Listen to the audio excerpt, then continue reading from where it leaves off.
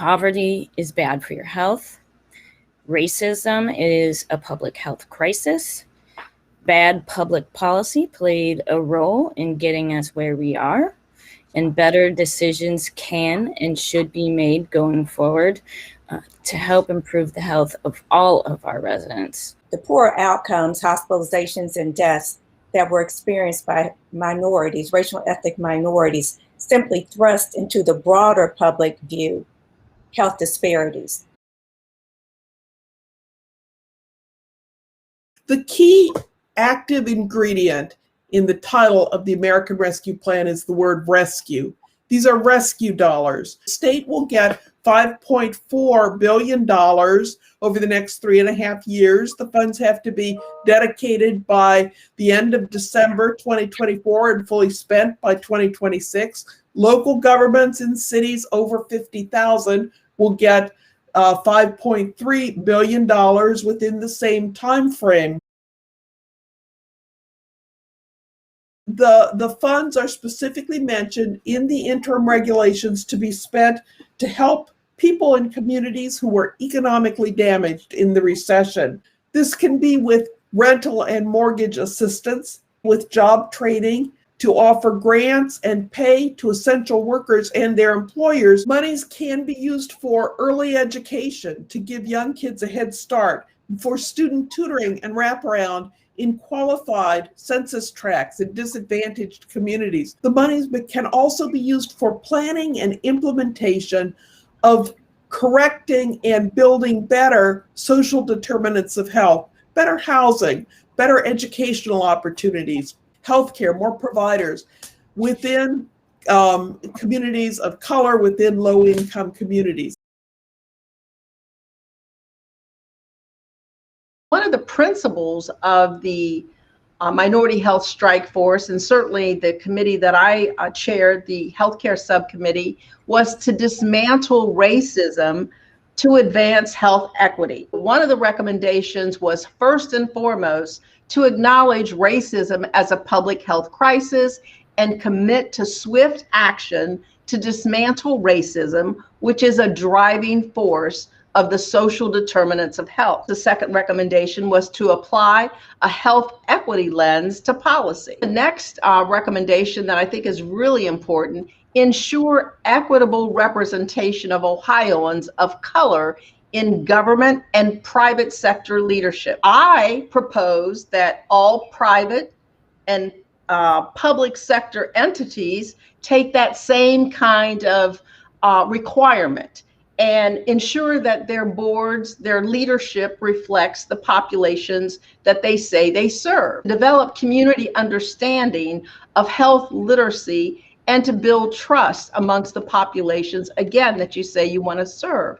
And then require cross-sector cultural and linguistic competency and implicit bias trainings. The sixth recommendation was to develop cultural competency and language access plans. And the seventh one that I'd like to talk about is to develop a plan for future emergency response efforts. You can't just say you're about diversity, equity, and inclusion, because those are words. And many companies, many organizations are creating these DEI positions, diversity, equity, and inclusion, but that's as far as it gets.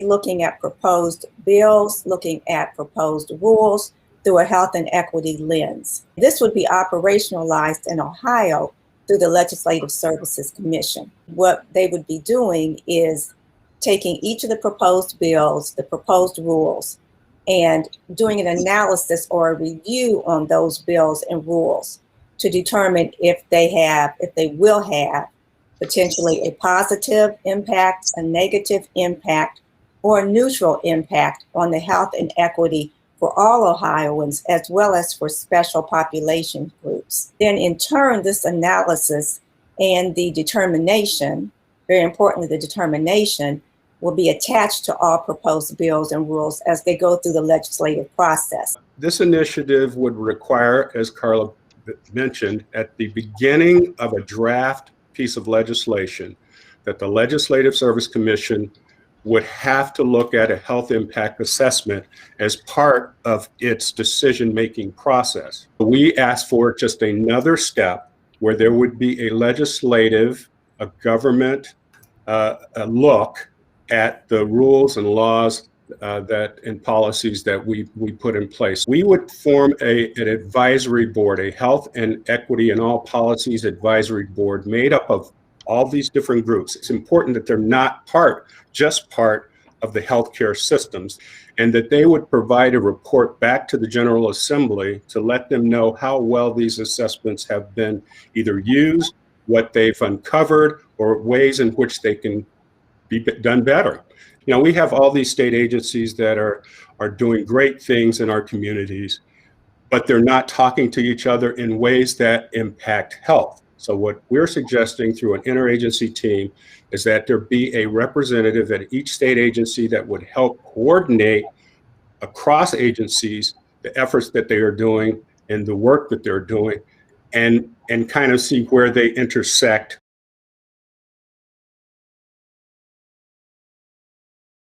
Ohio has the second highest number of lead service lines in the country. I had community conversations, and what we heard was water affordability is something that deserves your immediate attention. That is something that is my connection to the Great Lakes. Some of these local agencies may not have the staff and the infrastructure in place to really administer the funds. And then is that going to put a disproportionate burden on our community groups and community organizations who are going to be tasked with doing the outreach and the engagement, holistically bringing community in and partnering with community so that it's a collaboration all the way through, so that we are making sure that they are at the table. Let's break the table, because it was never created for half of us anyway, right? It wasn't even created for me. So let's just break the table and create a whole new table that was really create one for all of us. We need at least $150 million of state investment into transit per year. What we've seen is still, not only with that money, but over the pandemic, who are essential workers and in-person workers, and that they're still using transit. In Ohio, we did see some of these best practices by transit agencies of taking this federal money and putting it to use for the workers and riders of their systems. We saw bus capacity limits, so buses themselves wouldn't be overcrowded, extra buses that were put into service to make sure that we could meet those capacity limits, as well as get people around fare-free transit to make sure that you could accommodate riders and workers just quickly, don't have them having to do extra interactions with the operators. As we reopen Ohio, we just want to make sure that we're restoring and expanding transit service on the ground, and that we expand service, especially to make sure that we're meeting needs as we go forward.